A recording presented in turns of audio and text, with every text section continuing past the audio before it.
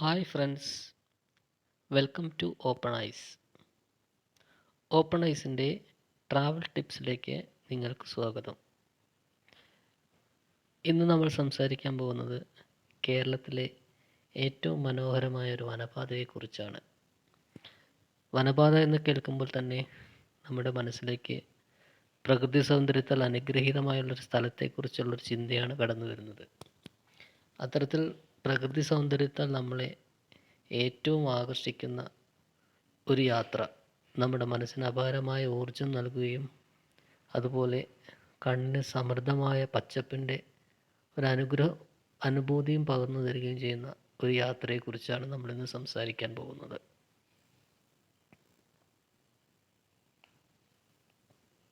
നമ്മൾ മലയാളികളെ സംബന്ധിച്ച് നമ്മുടെ നഗരങ്ങളിലെ ഭ്രാന്തമായ തിരക്കിൽ നിന്ന് രക്ഷപ്പെടുവാൻ നിരവധി ലക്ഷ്യസ്ഥാനങ്ങളുണ്ട്.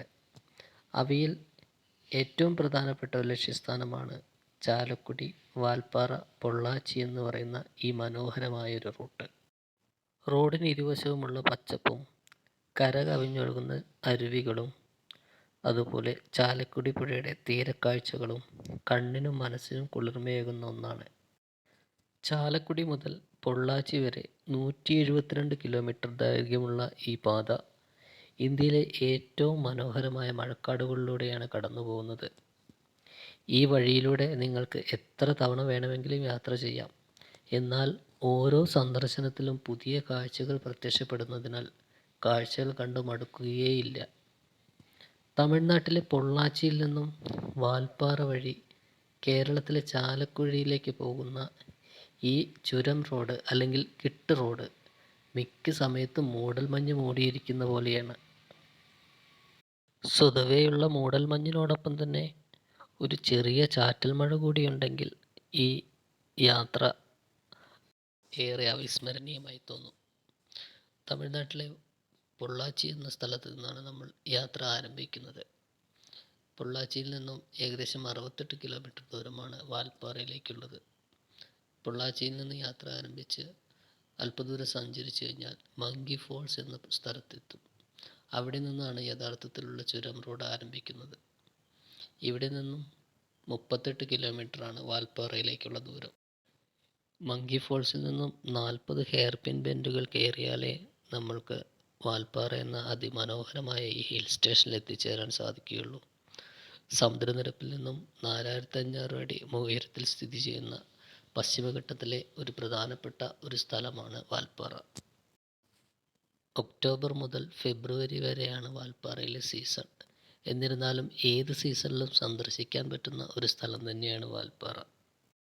വാൽപ്പാറയിലെ കാഴ്ചകൾ കണ്ടു തീർക്കാൻ ഏകദേശം 1-2 ദിവസങ്ങൾ മതിയാകും.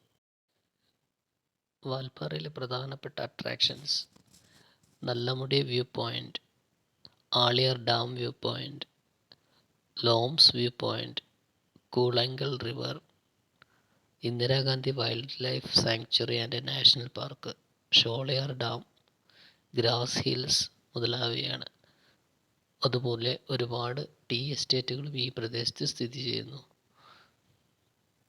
വാൽപ്പാറയിലെ കാഴ്ചകൾ കണ്ടു തീർത്ത ശേഷം നമ്മൾ വന്ന വഴി തിരിച്ചു പോകുന്നതിന് പകരം വാൽപ്പാറയിൽ നിന്നും നമ്മുടെ മലക്കപ്പാറ വഴി ചാലക്കുടിയിലേക്കുള്ളൊരു റൂട്ട് കൂടിയുണ്ട്.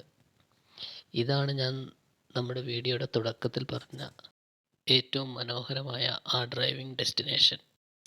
വാൽപ്പാറ മുതൽ മലക്കപ്പാറ വഴി വാഴച്ചാൽ വരെയുള്ള ഈ വനമേഖലയുടെയുള്ള യാത്ര നമ്മുടെ ഇന്ദ്രിയങ്ങൾക്ക് ഒരു വിരുന്ന് തന്നെയാണ്. മലക്കപ്പാറ മുതൽ വാഴച്ചാൽ വരെയുള്ള ഈ പാതയെ ഒരു ഹരിത തുരങ്കം എന്ന് വേണമെങ്കിൽ നമുക്ക് വിശേഷിപ്പിക്കാം. ചാലക്കുടി പുഴയുടെ തീരത്തുള്ള ഈ പ്രദേശം കൊടും കാടുകളാൽ മൂടപ്പെട്ടിരിക്കുന്നു.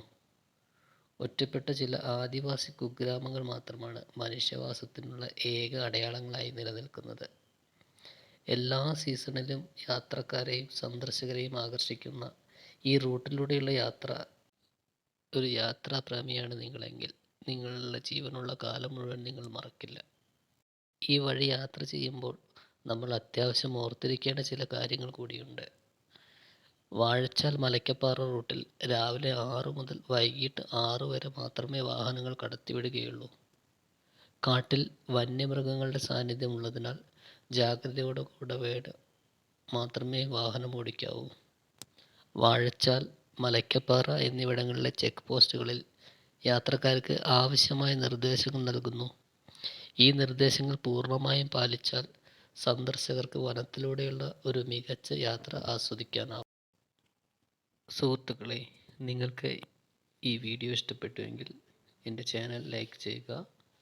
ഇതുപോലുള്ള കൂടുതൽ യാത്രാ ടിപ്സുകൾക്കായി ചാനൽ സബ്സ്ക്രൈബ് ചെയ്യുക, ഫോളോ ചെയ്യുക. Thank you.